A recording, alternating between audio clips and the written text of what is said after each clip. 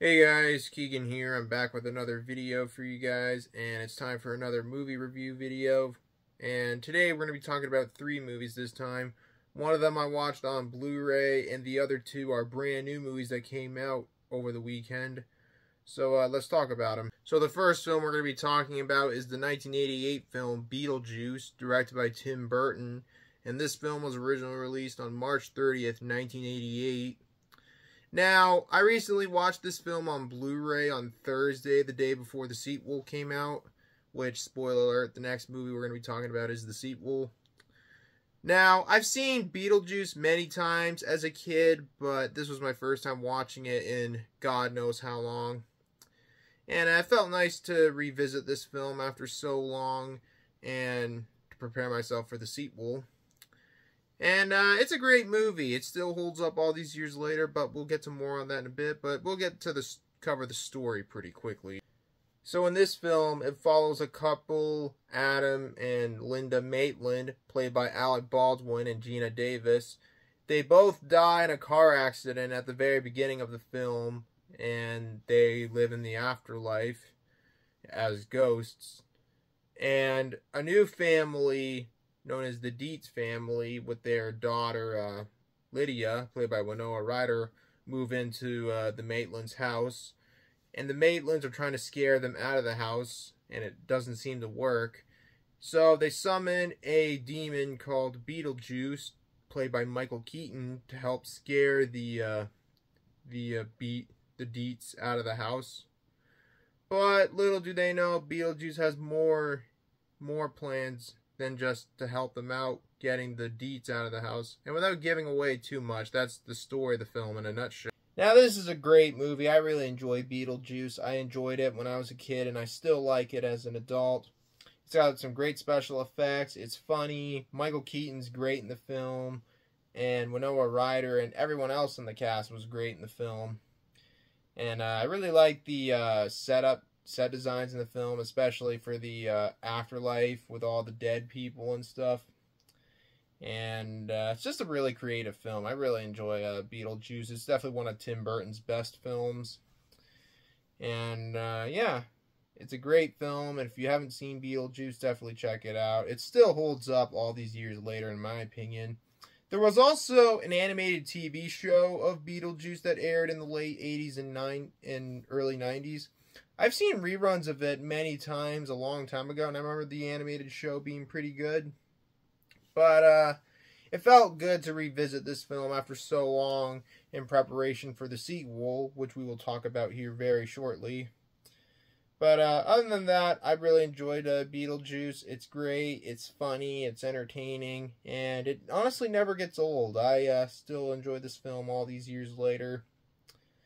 But I don't have anything else to add, so I'm going to give Beetlejuice an 8.5 out of 10. And now we move on to the sequel, Beetlejuice, which actually just came out on Friday, and I saw in theaters the same day it came out. This movie is directed by Tim Burton, and it takes place many years after the previous film ended. And it's got the same cast and new cast members returning in this one, although Alec Baldwin, Gina Davis, and Jeffrey Jones all of them are not in this movie. Although, in the case of Jeffrey Jones, it's completely understandable why he didn't return for this movie. It's because he's a sex offender. I'm not going to get into that in this video, but if you know, you know. Now, I wasn't really sure if Beetlejuice was going to be good. Although, when the trailer first dropped a couple months ago, I remember thinking it looked pretty good, but I was still curious if it was going to be good or bad or not. So, I saw it, and I gotta say, it's a pretty good sequel. Although, it's not as good as the first movie, but I still thought it was a pretty good sequel. My only issue with this movie is that the story is all over the place. Like, there's so many different plot points in the film, which I will cover right now. Now, there's a lot of different plot points in this film, but we'll talk about the main plot of the film. The main plot of the film is that it follows the Dietz family 30-something years after the first movie ended. And the father, Charles, passed away in a plane crash at the very beginning of the film. And Lydia, her mother, her daughter Astrid, who's played by Jenna Ortega, and Lydia's new boyfriend, who I forgot the name of, but he's played by Justin Theroux. They all mourn the loss of Charles with a funeral and slowly start to move on from the tragedy. And then it's from there, Lydia's boyfriend proposes to her and asking her to marry him. So she agrees. And for Beetlejuice, he finds out his ex-wife Dolores, played by Monica Bellucci, comes back to take revenge on him. And he's trying to get away from Dolores because she's like a soul sucker that'll suck the soul out of the dead, basically killing them for good. And yeah, that's pretty much the two main plot lines of the film. And without giving away too much, that's basically the story of the film in a nutshell. Now, I enjoyed Beetlejuice. I thought it was a pretty good sequel, but nowhere near as good as the first movie. I like the casting. The casting is good, especially for the new cast members. William Dafoe is in the film, and Justin Theroux is one of the new members, and Monica Bellucci, who was Dolores. And I honestly thought Monica Bellucci did a good job in this film, if only she had more screen time in the film. And it's funny, it's weird, and it's got some pretty good special effects. I think it's sort of mostly practical effects for the most part, but the special effects in this movie are all really good in this movie.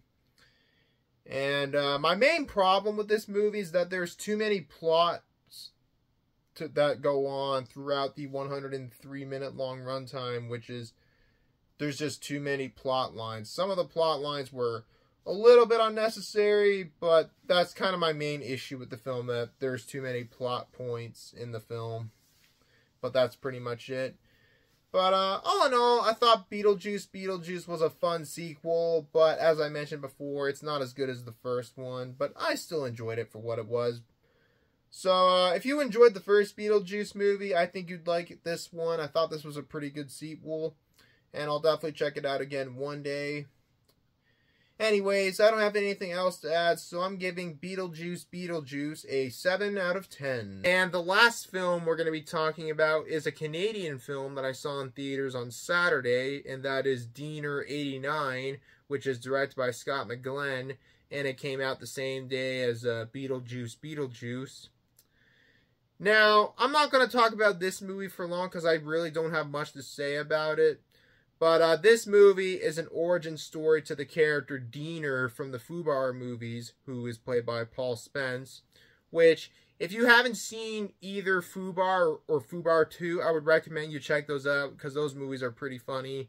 I actually watched those movies for the first time earlier this year, back to back. Anyways, now, Diener 89 basically tells the story of the character Diener, of like, when he was 17 in 1989, and how he became to be when he became a metalhead despite growing up in a religious household by his adoptive parents. And all the shenanigans that come in the way, like getting into some trouble with some bikers, getting into fights in school, and all that stuff. But this movie, it was pretty funny. I liked it. I'm not sure if I would say it's as good as the Fubar movies, but I had fun seeing this one in theaters. Interestingly, when I went to go see this movie in theaters, there was nobody else in the theater but me. I was basically the only one that saw it. I've never actually had that ever happen to me before when I went to the movies, and I've been going to the movies for 20 years at this point. But never once in my life have I ever went to the movies where I was the only one in the whole theater. So that was pretty interesting, actually. But Diener 89, it's a fun movie. I'd say you don't really have to watch either Fubar or Fubar 2 to understand this movie. But basically, Diener is just a character from those two movies, and this movie is basically somewhat of a prequel to those movies, although it doesn't have the characters Terry or Tron from those two movies. But other than that, this movie, it was pretty good. I don't have really anything negative to say about it, but I had fun watching this one in theaters. But again, if you haven't seen Fubar 1 or 2, definitely check those out. Those movies are pretty funny too. Anyways, That's all I got to say about Diener89. So I'm giving it a 7 out of 10. Alright, so that's going to be it for this video. Thank you guys so much for watching. If you enjoyed the video, feel free to leave a like, leave a comment below, subscribe for more videos like this, turn on notifications, and share the video. And more videos will be coming out soon. So anyways, guys, until next time, this is Keagan Shepard signing off. Thanks for watching, and I'll see you in the next one. And yeah, take care, everybody. Peace out. Bye-bye.